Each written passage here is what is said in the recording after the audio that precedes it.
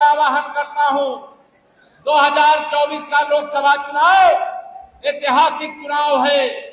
आजादी के बाद से होने वाले सभी चुनाव में सबसे बड़ा और महत्वपूर्ण चुनाव है। इस चुनाव के बाद देश हमारा 5 साल आगे नहीं जाएगा, मोदी जी के नेतृत्व में 100 साल आगे बढ़ जाएगा। यह मोदी की गारंटी है। मेरे कार्यकर्ता मित्रों, 2024 के इस लोकसभा चुनाव में विपक्षी दलों में भगदड़ मची हुई है। अभी आपने देखा कई लोगों ने आज भाजपा की सदस्यता ग्रहण की है। अब भाजपा की सदस्यता ग्रहण करने का मतलब भारत मां की सेवा में समर्पित होना, गरीबों की सेवा में समर्पित होना, बुजुर्गों की सेवा में समर्पित होना। लेकिन अगर समाजवादी पार्टी की सदस्यता ले लो तो गुंडों, अपराधियों, माफियाओं, दंगाइयों का गैंग खड़ा करना हो जाता है। हमें अब उत्तर प्रदेश के अंदर न दंगा चाहिए, न उत्तर प्रदेश के अंदर गुंडागर्दी चाहिए, न उत्तर प्रदेश के अंदर अपराध चाहिए, न उत्तर प्रदेश के अंदर जमीनों, मकानों, दुकानों पर कब्जा चाहिए, न यहाँ की ध्वस्त कानून व्यवस्था चाहिए, बल्कि विकास और सुशासन के पथ पर आगे बढ़ते हुए देश और प्रदेश में चुस्त और दुरुस्त कानून व्यवस्था चाहिए। मैं आप सब लोगों को कहना चाहता हूं, 2024 की इस लोकसभा चुनाव में यह ध्यान रखना, 2014 में पहली बार जब माननीय नरेंद्र मोदी जी के नेतृत्व में 30 साल बाद भारतीय जनता पार्टी को अकेले दम पर बहुमत मिला था, उस समय जनता से निवेदन किया था हमारे प्रधानमंत्री जी ने, हमारी पार्टी ने, कि हमें देश से 272 प्लस सांसद चाहिए, और देश ने 283 सांसद दे करके मोदी जी के हाथों में पूर्ण बहुमत की सरकार देने का काम किया था। 2019 में जब लोकसभा का चुनाव था, सपा बसपा या दोनों ने गठबंधन कर लिया था, और दोनों के गठबंधन के बाद अहंकार उनका बढ़ गया कि अब मोदी जी को हम प्रधानमंत्री नहीं बनने देंगे। लेकिन जनता को धन्यवाद देता हूं, बरेली के लोगों को धन्यवाद देता हूं कि आप लोगों ने सपा बसपा कांग्रेस के मंसूबे को ध्वस्त करते हुए 2019 में कमल खिला दिया और मोदी जी के नेतृत्व में पूर्ण बहुमत की सरकार बनाने का काम किया। आप याद करिए, 2019 के पहले जम्मू कश्मीर में 370 लगी थी कि नहीं लगी थी? बताओ, दोनों हाथ उठा के बताओ, लगी थी कि नहीं लगी थी? सभी लोग हाथ उठा के बताओ, लगी थी कि नहीं लगी थी? 2024 के चुनाव में अब धारा 370 बची है क्या? माननीय नरेंद्र मोदी जी ने धारा 370 को धराशायी कर दिया, धारा 370 को समाप्त कर दिया। आज जैसे बरेली के हर घर में तिरंगा फहरा रहा है, वैसे जम्मू कश्मीर के भी हर घर में तिरंगा फहरा रहा है। 4 जून को 400 पार क्यों चाहिए? पूछते हैं मेरे पत्रकार मित्र। मैंने कहा 4 जून को 400 पार इसलिए चाहिए कि अभी पाकिस्तान के कब्जे में कश्मीर का एक हिस्सा है, वहां तिरंगा फहराने के लिए 400 पार चाहिए। यहाँ विरोधी लोग कहते हैं कि अगर भारतीय जनता पार्टी को 400 पार सांसद मिल गए तो लोकतंत्र, संविधान खतरे में पड़ जाएगा। अरे मेरे मित्रों, ध्यान रखना, लोकतंत्र को कोई खतरा नहीं है, संविधान को कोई खतरा नहीं है। अगर खतरा है तो श्री राहुल गांधी और अखिलेश यादव जी के राजनीतिक भविष्य को खतरा है, और आप सबका भविष्य उज्जवल है। ये सपा बसपा कांग्रेस जैसी पार्टियां जिसे जनता ने आईसीयू में भेज दिया है, अब इनको ऑक्सीजन मिलेगा क्या? इनको ऑक्सीजन मिलने वाला नहीं है। 2014 में आपने कमल खिलाया, लोकसभा में पूर्ण बहुमत की सरकार मोदी जी के नेतृत्व में बनाया। 2017 का विधानसभा चुनाव जिता करके आपने उत्तर प्रदेश से गुंडा राज खत्म कर दिया। अन्यथा आप सबको मालूम है, 2017 से पहले जिस गाड़ी में सपा का झंडा, उस गाड़ी में बैठा गुंडा। बताइए सही है कि नहीं? बताओ सही है कि नहीं सही है? 2017 से पहले यूपी का नारा रहता था, जिस गाड़ी में सपा का झंडा उस गाड़ी में बैठा गुंडा, और सपाइयों का नारा खाली प्लाट हमारा। ये सपा का नारा रहता था। पुलिस, कानून व्यवस्था सब ध्वस्त पड़ी थी। आज समाजवादी पार्टी जनता से ऑक्सीजन मांग रही है। इनको ऑक्सीजन दिया जाएगा तो ये व्यवस्थाओं को अच्छा करेंगे कि खराब करेंगे? बताइए जोर से। व्यवस्था अच्छा करेंगे, सपा वाले खराब करेंगे? इसलिए हमें व्यवस्था को खराब नहीं होने देना। मोदी जी के नेतृत्व में विकसित भारत बनाने के लिए, विश्व में भारत की अर्थव्यवस्था को तीसरी अर्थव्यवस्था बनाने के लिए, गरीबी से मुक्त भारत बनाने के लिए, जिन गरीबों के पास रहने का घर नहीं उनके लिए घर बनाने के लिए, जैसे बरेली में सपा की सरकार में बिजली नहीं आती थी लेकिन भाजपा की सरकार में बिजली नहीं जाती है, ऐसा वातावरण बनाने के लिए 24 घंटे बिजली पूरे हिंदुस्तान को उपलब्ध कराने के लिए, हर घर में नल से जल पहुंचाने के लिए, प्रधानमंत्री गरीब कल्याण अन्न योजना का राशन 5 साल और आगे वितरित करते रहने के लिए हम सबको कमल खिलाने का काम करना है। जैसे ये पूरा परिसर खचाखच भरा है। बताइए 7 मई को आपके मतदान केंद्र पर जो ईवीएम मशीन लगेगी, गर्मी रहेगी, लेकिन गर्मी के बाद भी जैसे ये हाल खचाखच भरा है, ऐसे ईवीएम मशीन भी कमल के फूल से लबालब भरोगे कि नहीं भरोगे? दोनों हाथ उठा के बताइए, भरोगे कि नहीं भरोगे? आज संकल्प लेकर के जाना।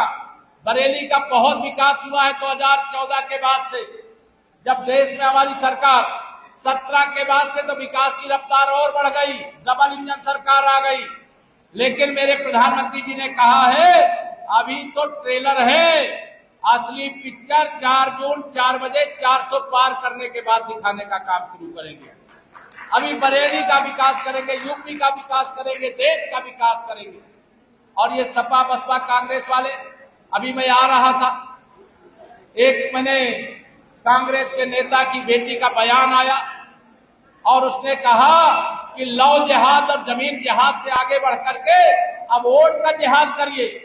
ये कौन सी भाषा है? क्या कहना चाहते हो? क्या बताना चाहते हो? क्या संदेश देना चाहते हो? मेरे मोदी जी सबका साथ सबका विकास कहते भी हैं और करते भी हैं। मेरे मोदी जी ने कभी ये नहीं कहा कि केवल हिंदू का साथ और केवल हिंदू का विकास। उन्होंने गरीब का साथ गरीब का विकास, किसान का साथ किसान का विकास, युवाओं का साथ युवाओं का विकास, महिलाओं का साथ महिलाओं का विकास, अर्थात सबका साथ सबका विकास। और कुछ का साथ भ्रष्टाचारियों का विकास, कुछ का साथ गुंडों अपराधियों का विकास, कुछ का साथ दंगाइयों का विकास, कुछ का साथ भ्रष्टाचारियों का विकास। ये चलेगा क्या? बताइए, चलना चाहिए क्या? मोदी जी ने क्या किया है ध्यान रखना। 2014 में जब आपने सरकार बनाया तो मोदी जी ने देश में 52 करोड़ लोगों के बैंक खाते खोले। कितने? 52 करोड़। पहले जब कांग्रेस की अगुवाई में सपा बसपा के समर्थन से सरकार होती थी, वो कहते थे कि हम दिल्ली से अगर 1 रुपया भेजते हैं तो जिसके पास भेजते हैं वहां पहुंचते पहुंचते 15 पैसा पहुंच पाता है, अर्थात 85% कमीशन खोरी रिश्वत खोरी में चला जाता था। लेकिन मोदी जी ने 34 लाख करोड़ रुपया भेजा और 34 लाख करोड़ पूरा का पूरा देश के जिन लोगों के खाते में भेजा उन लोगों के खाते में पहुंचा। अगर सपा बसपा कांग्रेस की सरकार होती तो लोगों के खाते में 5 लाख करोड़ पहुंचता। 29 लाख करोड़ ये सपा बसपा कांग्रेस के बेईमान डकार गए होते।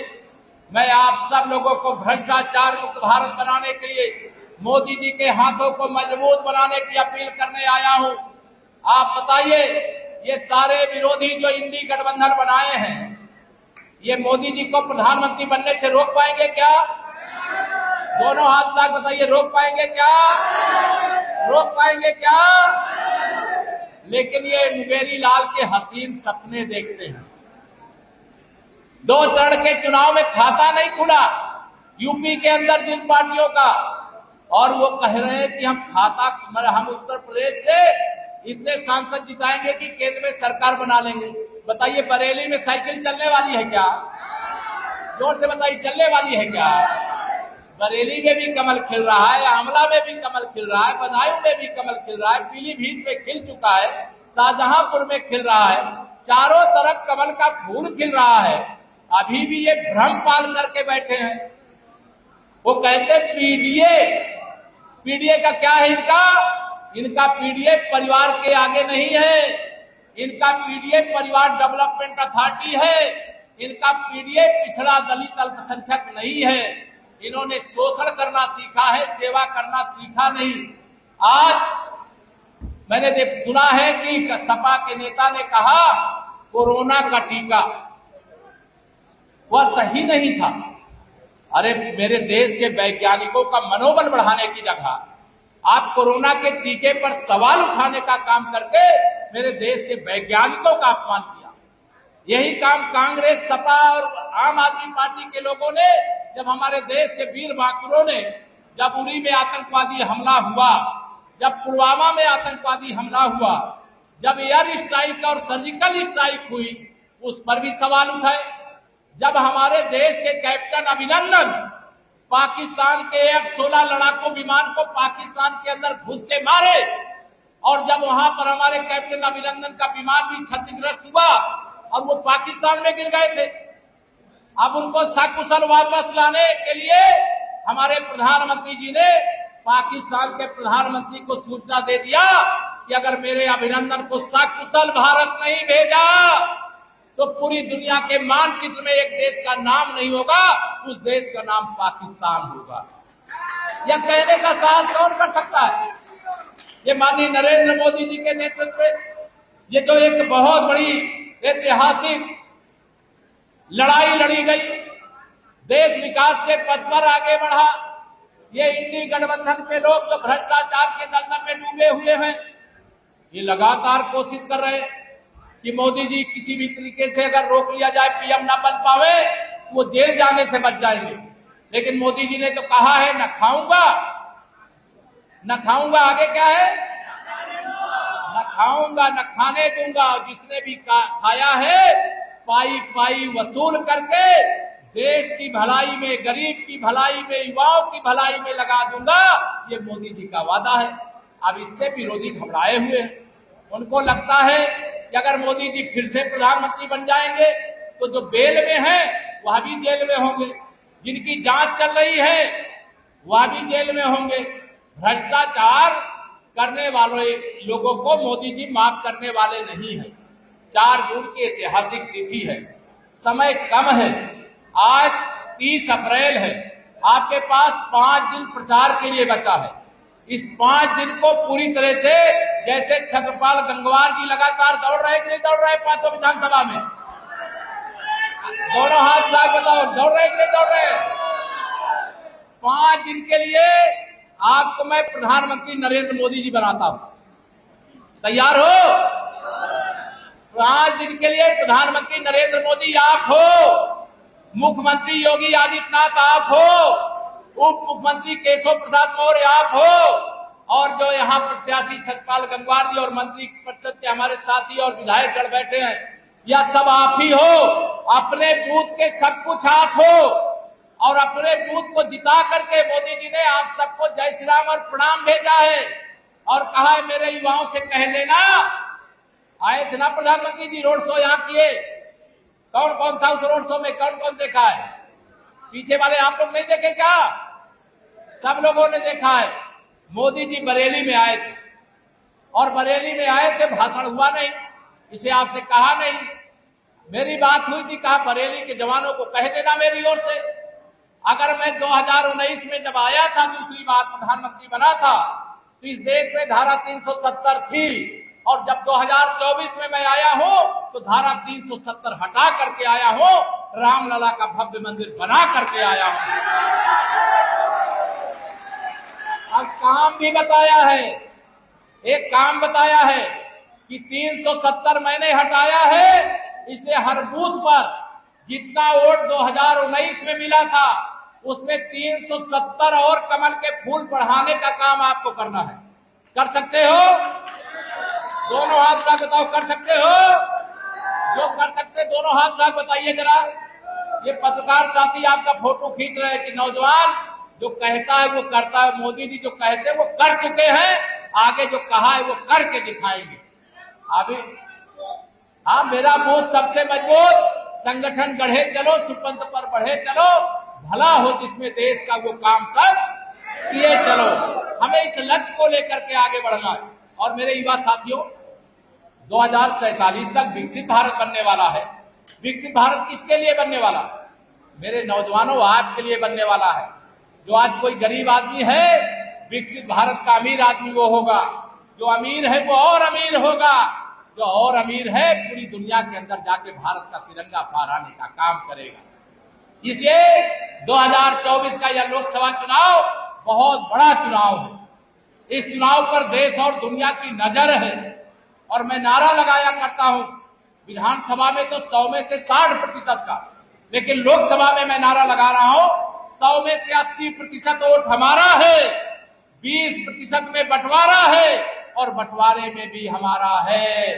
क्योंकि हमने सबका साथ, सबका विकास किया है।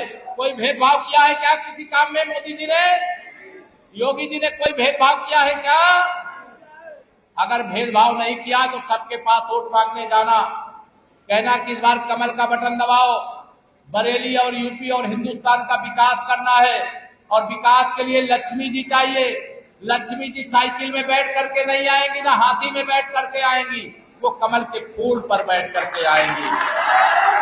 मेरे युवा साथियों, इसलिए किसी के पास भी जाना, इतना ही कह देना कि घर घर में खुशहाली पहुंचे, बस इतना फर्ज निभाना है।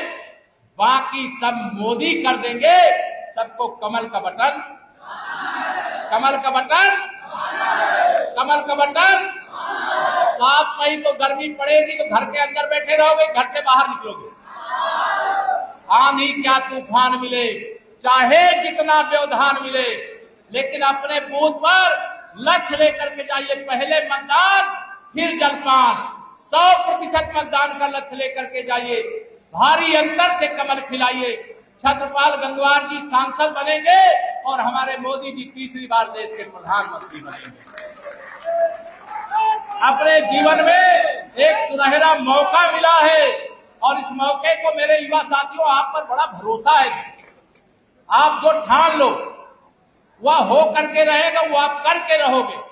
और हर कार्यकर्ता के लिए मंच और सामने बैठे हुए सभी कार्यकर्ताओं से मैं कहना चाहता हूं, मैं डिप्टी सीएम बाद में हूं, कार्यकर्ता पहले हूं। मेरा कार्यकर्ता जनता से जो वादा करके आएगा, केशव प्रसाद अपनी ओर से भी और मंच की